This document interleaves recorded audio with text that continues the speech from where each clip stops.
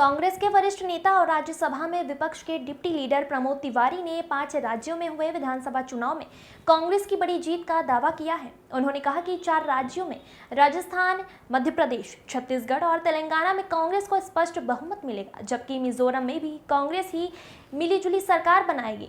उन्होंने स्वीकार किया कि राजस्थान में संघर्ष जरूरी है, लेकिन इसके बावजूद कांग्रेस सीएम अशोक गहलोत के नेतृत्व में दोबारा सरकार बनाएगी। वहीं जातीय जनगणना पर पीएम मोदी के इस बयान पर कि मेरे लिए गरीब महिलाएं और युवा सबसे बड़ी जाति है, पर कांग्रेस नेता प्रमोद तिवारी ने पलटवार किया है। उन्होंने कहा कि अगर पीएम मोदी की इन बातों में सच्चाई है तो हर साल 2 करोड़ युवाओं को रोजगार क्यों नहीं मिला।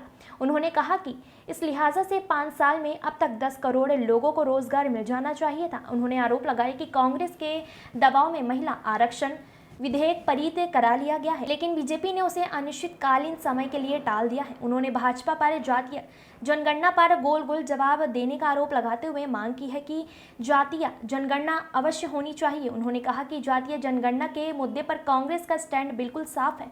उन्होंने कहा कि कांग्रेस नेता राहुल गांधी ने जातीय जनगणना को समाज का एक सरे बताया है। उन्होंने कहा कि जातीय जनगणना होनी चाहिए, तभी समाज में जातियों की तस्वीर साफ हो सकेगी और उसके अनुरूप से योजनाएं बनाकर लोगों को लाभ दिया जा सकेगा। जबकि भाजपा सुप्रीमो मायावती द्वारा आगामी चुनाव में बहुकोणीय संघर्ष होना और मुकाबला संघर्षपूर्ण होने को लेकर दिए गए बयान।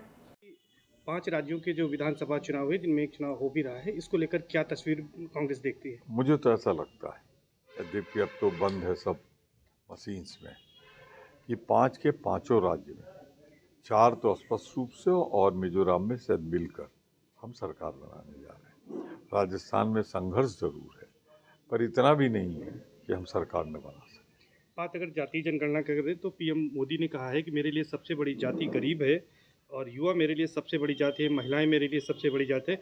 इन 4 जातियों का उत्थान भारत को विकसित बनाएगा। मोदी जी अगर है तो फिर ये 2 करोड़ रोजगार हर साल वाला अब तक तो 10 करोड़ लोगों को मिल जाना चाहिए, और 10 करोड़ का मतलब तो करीब करीब ये हो गया कि हर दूसरे परिवार में एक नौकर होना चाहिए था सरकारी। वो तो हुआ नहीं। महिलाओं का आरक्षण आपने विधेयक कांग्रेस के दबाव में पारित तो कर दिया, पर अनिश्चित काल के लिए टाल दिया। तो आप तो सिर्फ वायदे करते हैं, घुमाते फिराते हैं। एक सीधा सा सवाल, आप जातीय जनगणना कराएंगे कि नहीं कराएंगे? आप उसमें से कहाँ सब युवा ढूंढने लगे, महिला ढूंढने लगे, और तमाम उसमें क्लासिफाई करके टालने का एक और नया आपने फॉर्मूला बना लिया। कांग्रेस का क्या स्टैंड है? सीधा सा स्टैंड है, जातीय जनगणना होनी चाहिए।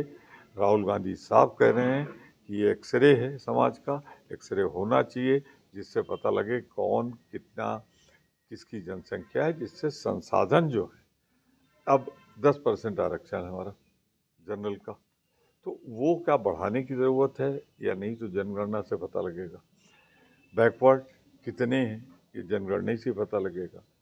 अनुसूचित जात कितनी है जनगणना से ही पता लगेगा।